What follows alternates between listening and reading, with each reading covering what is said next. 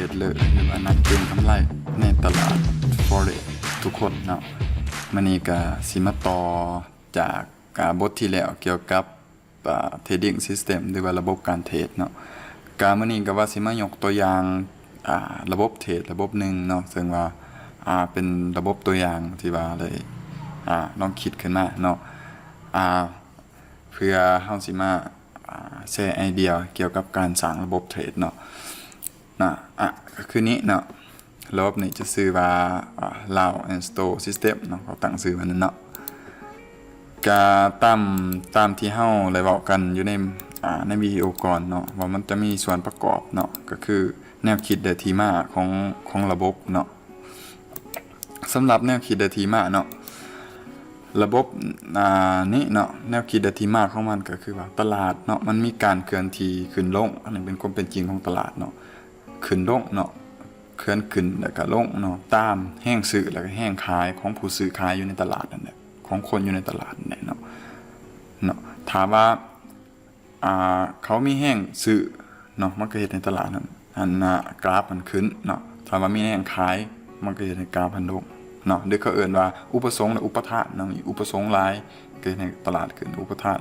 กับตลาดลงดีมานด์ซัพพลายเนาะเป็นหลักการของเศรษฐศาสตร์เนาะและการทุกครั้งที่มีแห้งซื้อขึ้นมาเนาะก็จะมาเฮ็ดให้มีแห้งขายลงมาเนาะเวลามีคนซื้อปุ๊บคนซื้อหลายเนาะก็จะเฮ็ดให้คนหลายๆคนนี่พากันขายลงมาเนาะประมาณนี้เนาะและก็ทุกครั้งที่มีการขายหลายแล้วก็จะเฮ็ดให้คนพยายามซื้อขึ้นมาเฮ็ดให้กราฟมันขึ้นมาเนาะเฮ็ดให้กราฟมันเป็นคืนเนาะตามทฤษฎีของชาวลาวเนาะหรือว่าลาวเทโอรีเนาะคันว่าคนเทรด Forex บ่ฮู้จักลาวเทโอรีนี่ก็ให้ไปอ่านเติมเนาะเพราะว่าสำคัญที่สุดเป็นทฤษฎีพื้นฐานเนาะสำหรับลาวเทโอรีนี่เขาใส่เบิดทุกตลาดหุ้นตลาดอีหยังก็แล้วแต่เนาะเขาจะแบบว่ามันจะอิงอยู่ในทฤษฎีนี่เบิดเนาะคันอ่านทฤษฎีเพิ่นได้นี่เฮาก็ถือว่าให้เฮาความเข้าใจอยู่ในตลาดขึ้นหลายเนาะบัดนี้เมื่อมีแห้งซื้อหลายกว่าแห้งขายเนาะหมายความว่ามีคนซื้อขึ้นมาหลายแล้วคนขายลงน้อยเดียวแล้วก็มีแห้งซื้อขึ้นไปหลายอีกมันจะให้กราฟเป็นสันเป็นแบบบันไดขึ้นเนาะ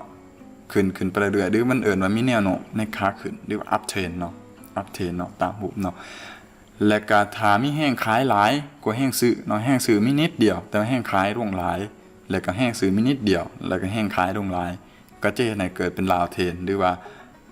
เทรนขาลงแนวโน้มขาลงเนาะตลาดเป็นขาลงอันนี้คือแนวคิดของที่มาแล้วก็ความเป็นจริงของตลาดเนาะอิงใส่ทฤษฎีลาวเนาะบัดนี้เฮาจะประยุกต์ทฤษฎีตัวนี้นี่มาเป็นระบบเทรดของเฮาได้แนวหลายเนาะเมื่อเฮาฮู้แล้วว่าตลาดมันมีแห้งซื้อขึ้นหลายแล้วก็จะเฮ็ดให้แห้งขายทุบลงมาเนาะฉะนั้นเฮาก็มาว่าเรื่องเครื่องมือที่เฮาจะใส่กันอยู่ในระบบนี้เนาะเครื่องมือทำอิฐเนาะก็คือ EMA 50หรือว่าexponential moving average เป็นเส้นเฉลี่ยของกราฟเนาะใน50แทงเนาะพีเรียด50เนาะหมายความว่ามันจะเอาค่าเฉลี่ยเนาะเป็นเส้นค่าเฉลี่ยเนาะว่าตัวนี้ก็เพื่อเบิ่งแนวโน้มขาขึ้นหรือขาลงของกราฟเนาะเฉลี่ยแล้วมันขึ้นหรือมันลงประมาณนี้เนาะเบิ่งแนวโน้มแล้วก็ตัวที่2มาคือกับstochasticเนาะ stochastic หรือคือว่า stow เนาะปกติค่าเดิมๆมันจะเป็น933ประมาณนี้แหละก็จะมาแปลงค่าเป็น533เนาะให้มันหนุในเหมาะสมเนาะตัวนี้จะเป็นโตเบิ่งแห้งซื้อแห้งขายเนาะเวลามีแห้งเวลาแห้งซื้อมันจะบอกว่ามีแห้งซื้อหลายเนาะหรือว่าเขาเอิ้นว่า overbought เนาะคันว่ามีแห้งขายหลายก็เอิ้นว่า oversell ประมาณนี้ภาษาอังกฤษเนาะก็จะประมาณนั้นเนาะ stochastic จะเป็นอินดิเคเตอร์บอกตัวนี้เนาะบอกการแกงของราคาว่ามันมีคนซื้อหลายหรือบ่มีคนขายหลายหรือบ่แล้วก็ตั้งค่าเลเวลของมันเป็น75คือคันขึ้นถึง75นี่มันคนซื้อหลายแล้วเนาะคนซื้อหลายแล้วเตรียมขายเนาะคัน ฮอด25แม่นคนขายหลายเริ่มจะมีคนซื้อขึ้นมาคืนแล้วเนาะและค่ากลาง50เนาะสำหรับ Stochastic ตั้งค่าแบบนั้นเนาะแล้วก็การเข้าเนาะจะเข้าซื้อเมื่อไรเนาะเข้าซื้อเมื่อกราฟต้องอยู่เทิงเส้น EMA เนาะหมายความว่ากราฟมันอยู่เทิงเส้น EMA เป็นกราฟขาขึ้นเนาะและก็เมื่อมันเคลื่อนที่เข้ามาใกล้กับเส้น EMA นั้นเนาะเส้น EMA นั้นเมื่อมันเคลื่อนที่เข้ามาใกล้และก็เซนสโตมันต้องอยู่ในระดับ25ก็คือมีคนขายหลายเนาะมีคนขายหลายเนาะเฮาก็จะมันจะมีแห่งซื้อขึ้นมาเนาะแล้วเฮาก็จะเข้าซื้ออยู่ในขณะนั้นเนาะและเส้นสิกแนลเส้นของสโตมันจะมีเส้นหนึ่งอีกสิกแนลเดี๋ยวเฮาไปเบิ่งในกราฟเนาะเส้นสิกแนลต้องตัดขึ้นเนาะต้องตัดขึ้นเฮาจึงจะซื้อเนาะมันต้องครบตามเงื่อนไขที่เฮาได้เขียนไว้เฮาจึงจะซื้อขายก็เส้นเดียวกันเนาะต่างแต่ว่ากราฟต้องอยู่ดุมเส้น EMA เนาะและก็มันเคลื่อนที่เข้าใกล้ EMA คือกันเนาะและ Stochastic ต้องอยู่75คือมีคนซื้อหลายแล้วจะเฮ็ดให้มีคนขายเดิมขายลงมาเนาะและเส้น Signal ก็ต้องตัดลงเนาะอันนี้คือกรณีเซลล์ต้องเป็นแบบนี้เนาะแล้ว SL หรือว่าจุดตัดขาดทุนหรือว่า stop loss นั่นเนาะ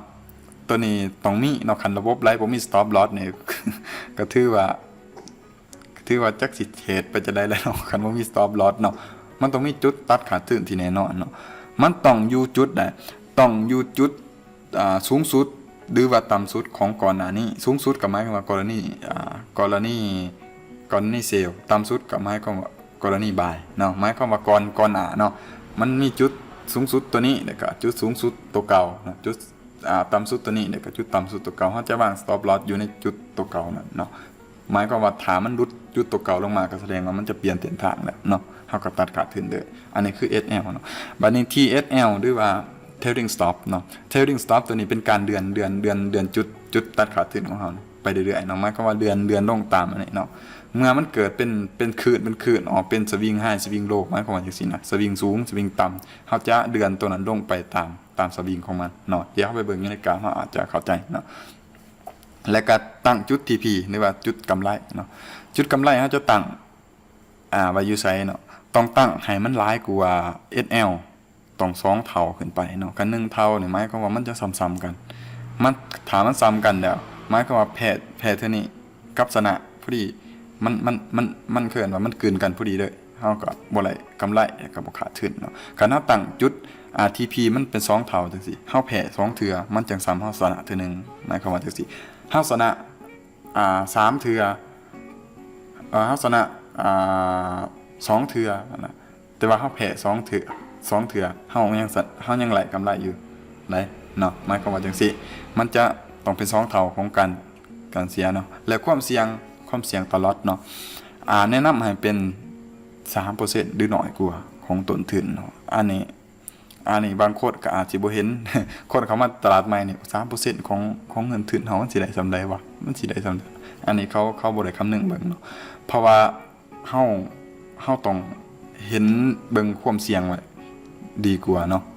ทุกๆคนที่ว่าเขาเป็นเทรดเดอร์มืออาชีพทุกๆคนมีชื่อเสียงต่างๆเขาบ่ได้เสี่ยงเทื่อละ 50% หรือว่า 20% หรอกเขาเสี่ยงเทื่อละ 3% 2% บ่เชื่อไปหาเบิ่งข้อมูลเบิ่งเนาะตัวนี้แล้วก็คู่เงินเราจะเลือกคู่เงินหยังแน่เนาะคู่เงินหยังแน่ให้แนะนำเอาคู่เงินคู่เงิน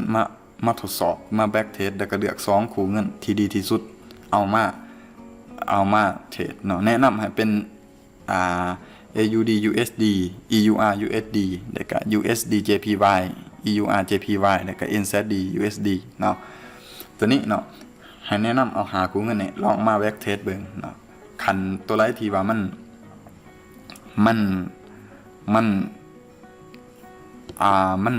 นมีค่าสูงสุดมันดีที่สุดเฮาจึงเอาคู่เงินนั้นมาเทรดจริงเนาะนี่ก็คืออันนั้นระบบเนาะระบบจะมาเป็นประมาณนี้เนาะสำหรับการแบ็กเทสเฮาก็เตรียมตัวตารางมาไว้เนาะตัวตารางสำหรับแบ็กเทสตัวนี้เนาะ ตัวนี้เป็นคาเก่าเนาะเอานี่ลืมทิ้งเนาะตัวนี้ทึน2หลอดใส่มานี่เนาะตัวนี้สำหรับโปรแกรม Excel ก็สามารถเฮ็ดขึ้นมาได้เนาะอันนี้นี่ก็คือตารางเฮาใส่แบ็กเทสเนาะแล้วก็มาเบิ่งจากตัวอย่างจากกราฟจริงว่าเฮาจะตั้งแนวไรเนาะอันนี้คือกราฟจริง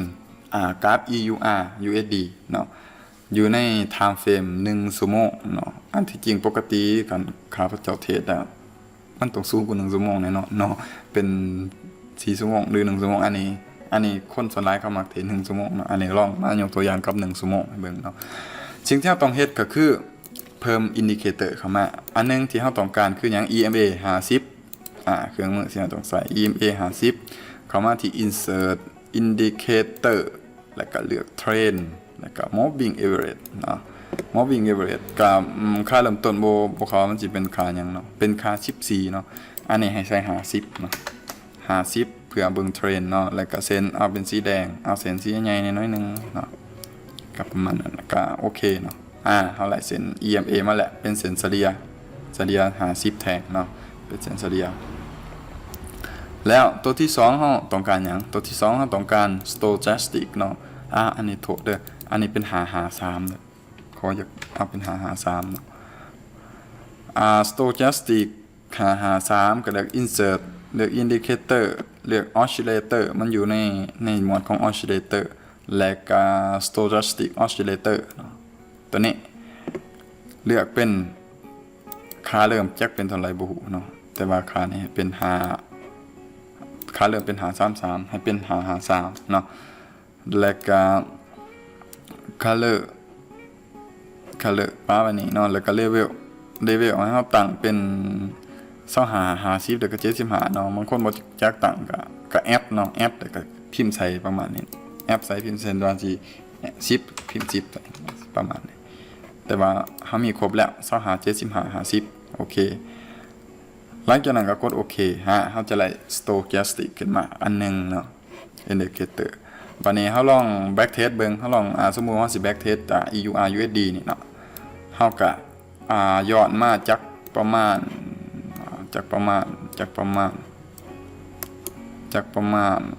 เดือน6ปี2016เอาสิซะอันที่จริงคันเฮาอยาก back test ท่านประมาณย้อนไปประมาณปีนึงมันก็ไหลเนาะย้อนไปประมาณปีนึงแล้วก็ back test กลับขึ้นมาเรื่อยๆเนาะอันนี้เนาะอันนี้เรามาเบิ่งกันป่ะมันจะแบบไรเนาะประมาณนี้ซะกราฟซื้อว่ากราฟจะเป็นเทรนแบบว่าเป็นเทรนดีเนาะตัวนี้เนาะแล้วสู้ว่าเขาจะเริ่มขายแต่เพียงนี้ไปเส้นมาใส่เริ่มซื้อเริ่มขายเริ่มเทรดแต่เพียงแบ็กเทรดไปเนาะทีประมาณเดือน5ปี2017นี่แหละเนาะตรงกลางปีเพียงนี้ไปเราจะเริ่มนี่เนาะเริ่มทำอิฐให้เฮาเบิ่งก่อนว่าเงื่อนไขเขาว่าเฮาสิเข้าเฮาต้องเบิ่งเส้นEMA เนาะ EMA ว่าเส้นส่วนใหญ่นี่จะอยู่เทิงเนาะจะอยู่เทิงเส้น EMA เนาะกราฟนี่เนาะเห็นบ่เฮาก็ฮู้ว่ามันเป็นขาขึ้นเนาะแนวโน้มขาขึ้นเนาะแล้วเฮาจะเบิ่งจุดว่าจุดที่เฮาจะซื้อจะขายอยู่วันใดเนาะนี่เฮาเห็นแล้วมันบ่เฮาเห็นแล้วว่าอยู่วันนี้มันขึ้นมาที่มันอันนี้มันสิบังเนาะเอาประมาณนี้นะนี่บริเวณนี้เนาะมันดุดเสาหาลงมาแล้วเนาะมันดุดเสาหาและเส้นซิกแนลคือเส้นสีแดงเนี่ยเนาะมันตัดขึ้นเนาะตัดขึ้นมันขึ้นเนาะเส้นซิกแนลเห็นบ่ซิกแนลตั้งสีบ่ถือว่าซิกแนลสีแดงตัดที่เนาะแล้วกราฟจริงเนี่ยกราฟจริงกะมันเดิม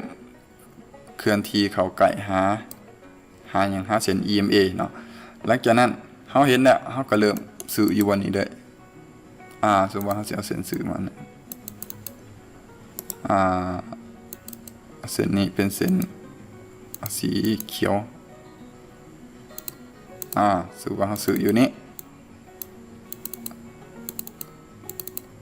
ซื้ออยู่นี้ การเข้าซื้อนี่5%ของอันนี้ยังจือตาราง เท่าไหร่บ่ management นะ management เอาใส่2,000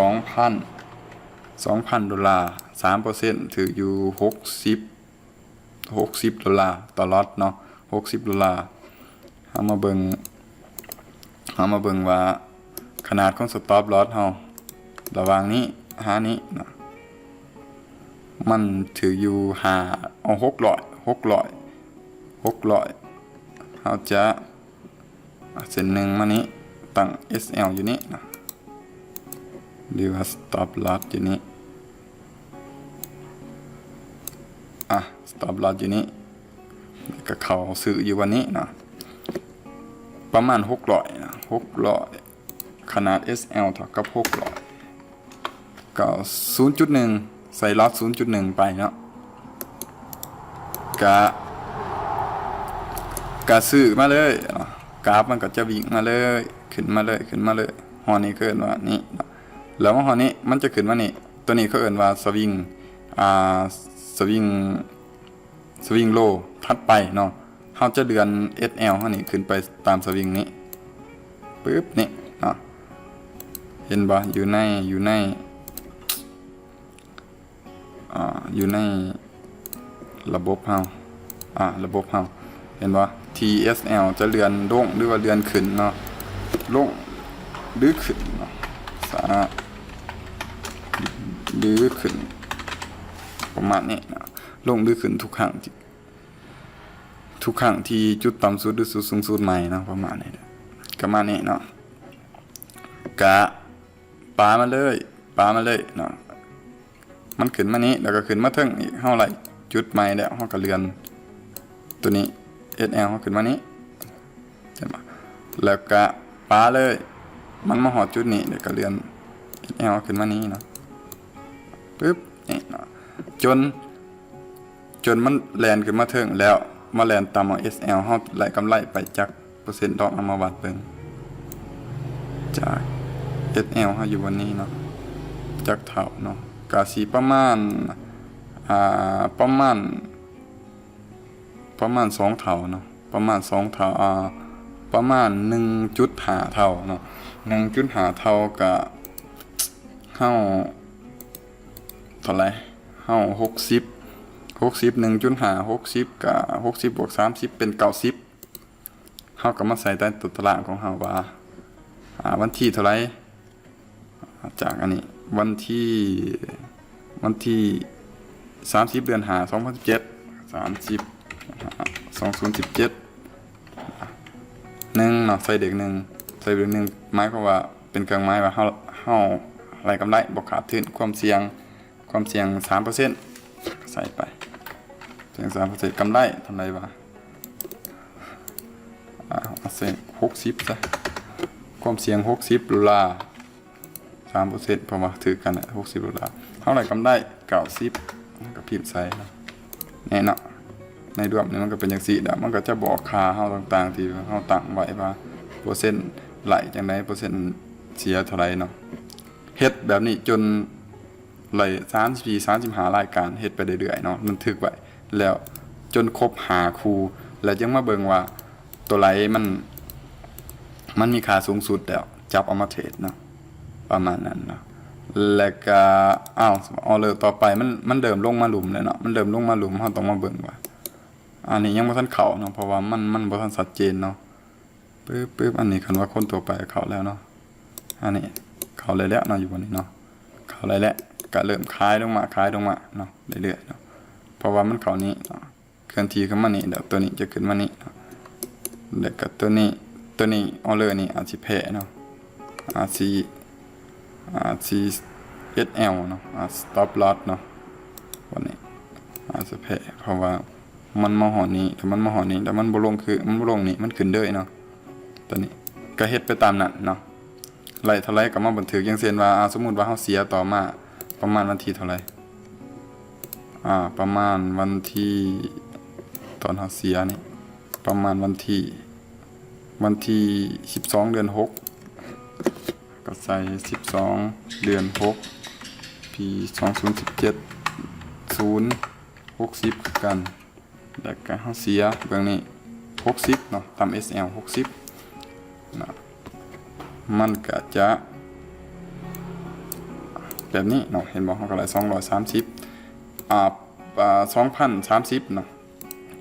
เกตแบบนี้ไปเรื่อยๆจนฮอดผิดเนาะผิดเท่ากับแผ่เฮาเขียนว่าแผ่เฮาก็ใส่ตามนั้นเนาะเพื่อทดสอบระบบที่ว่าเฮาคิดค้นขึ้นมาเนี่ยว่ามันใส่ไหลบ่เนาะก็ลองเอาไป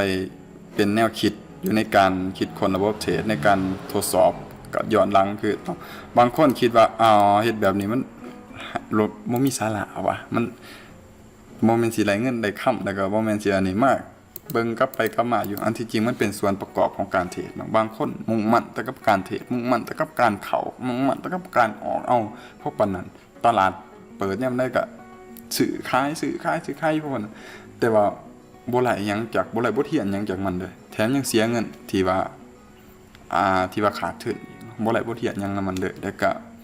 บ่ได้เรียนรู้หยังจากมันเลยเนาะแนะนำให้เน้นหนักไปที่การเรียนรู้หลายกว่าการเทรดเนาะตัวนี้เป็นแนวทางเนาะเพราะว่าไปเรียนนำไผก็ว่าซั่นเนาะเมื่อเฮาไหลระบบแล้วเฮาไหลระบบแบ็กเทสอีหยังแล้วเฮาบ่มั่นใจเฮาสามารถไปถามคนที่เก่งได้ว่าระบบข้อยเฮ็ดแบบนี้นี่ใช้ได้บ่เนาะเฮาลองไปถามเขาก็สิถามเฮาขึ้นบอกว่าเจ้าทดสอบมาแล้วเป็นจังได๋เนาะจะแบ็กเทสมาแล้วเป็นจังได๋เขาก็จะบอกว่าเขาก็บอกตามความจริงก็จะว่ามันใส่ไหลแต่ว่ามันใส่บ่ไหลมันมีจุดอ่อนยังเขาก็สิคอมเมนต์ใหม่เขาก็สิมาบอกเขาแล้วเขาก็ลองมาปรับปรุงว่ามันเป็นแบบไรเนาะการเทรดมันเป็นแนวนั้นมันบ่แม่นเรื่องง่ายเนาะมันต้องเป็นเรื่องที่มีความภาคเพียรพยายามหลายเนาะ